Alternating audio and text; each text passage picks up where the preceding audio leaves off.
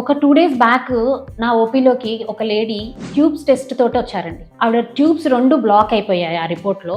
So ఆవిడ ఏం అడిగారంటే నన్ను, మేడం నా ట్యూబ్స్ బ్లాక్ అయిపోయాయని చెప్తున్నారు కదా మీరు, మరి నాకు పీరియడ్స్ వస్తున్నాయి కదా అని అడిగారు.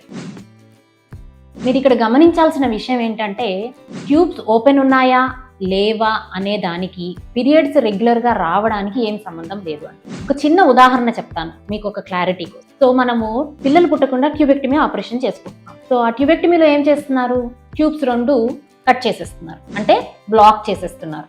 సో ఎందుకు అంటే, న్యాచురల్గా ట్యూబ్స్ ఓపెన్ ఉంటేనే అండము వీర్యకణము కలిసి పిండం ఏర్పడి మీకు న్యాచురల్గా ప్రెగ్నెన్సీ వస్తుంది. సో ట్యూబెక్టమీ చేసిన తర్వాత, అంటే ట్యూబ్స్ మనం బ్లాక్ చేసేసిన తర్వాత పీరియడ్స్ ఎలా అయితే రెగ్యులర్గా వస్తున్నాయో, ఎందుకు అంటే అండాలు పనిచేస్తున్నాయా లేవా. మీ పీరియడ్స్ రావాలి అంటే అండము టైంకి రిలీజ్ అవ్వాలి. సో అండము టైంకి రిలీజ్ అవుతూ ఉంటే పీరియడ్స్ రెగ్యులర్గా వస్తూ ఉంటాయి.